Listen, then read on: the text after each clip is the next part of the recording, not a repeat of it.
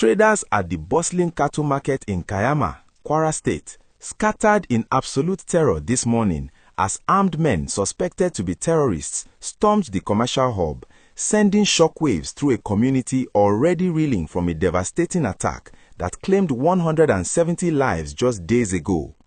The panic that gripped the market was palpable as merchants abandoned their livestock and merchandise, running for their lives as the sound of gunfire echoed through the trading center. Eyewitnesses describe scenes of complete chaos, with people scrambling in different directions, mothers clutching their children, and the once vibrant market transforming into a ghost town within minutes. The timing of this latest security breach could not be more chilling.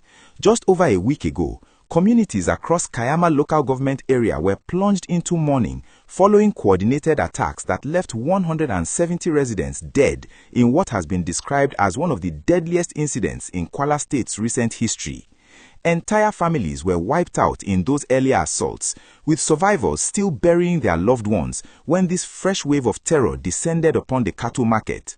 The psychological trauma inflicted on this community is almost unimaginable, with residents living in constant fear, unsure when the next attack might come or where it might strike. Security analysts point to a disturbing pattern emerging in Nigeria's north-central region, where terrorist groups have been expanding their operations beyond their traditional strongholds in the northeast. Cayama, once considered relatively peaceful, now finds itself on the front line of this expanding insecurity. The cattle market, which serves as an economic lifeline for thousands of families in the area, represents more than just a commercial center. It is where farmers, herders, and traders from different communities converge to conduct business that sustains entire households. The targeting of such a vital economic hub suggests a deliberate strategy to cripple the local economy and instill fear that prevents normal life from continuing. Local authorities have confirmed the incident, though details about casualties from this latest attack remain unclear at the time of this report. What is certain is that the market, which would typically be teeming with activity at this hour, now sits eerily empty. The cattle left behind in the hasty evacuation bellow in confusion, while the stores that once displayed goods stand abandoned. Security forces have reportedly been deployed to the area, but residents are questioning how these attacks continue to happen despite assurances of increased protection following the massacre that occurred barely 2 weeks ago. If you're finding this information valuable and want to stay updated on crucial developments happening across Nigeria, make sure you hit that subscribe button and turn on notifications so you never miss important news that affects our communities. The humanitarian situation developing in Cayama is becoming increasingly dire. With the cattle market now closed due to security concerns, hundreds of families who depend on daily trading activities for their survival face an uncertain future.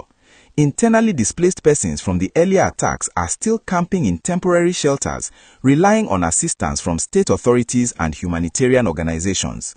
Now, with this fresh assault on the market, even more residents are considering abandoning their ancestral homes entirely, joining the growing number of Nigerians forced to flee violence in their communities. The ripple effects extend beyond Cayama itself, as the market serves buyers and sellers from neighboring local governments and even other states who now face disruption to their livelihoods. Governor Abdurrahman Abdurrazak of Kwara State has faced mounting pressure to address the deteriorating security situation, with civil society groups and traditional rulers demanding immediate action to protect lives and property. The federal government's response to the escalating violence in the north-central region has also come under scrutiny, with many arguing that the security architecture needs comprehensive overhaul to effectively tackle the sophisticated operations of these terrorist groups. Questions are being raised about intelligence gathering, coordination between different security agencies, and the adequacy of resources allocated to protecting vulnerable communities. This unfolding tragedy in Cayama reminds us that the security challenges facing Nigeria require urgent, sustained attention from all levels of government.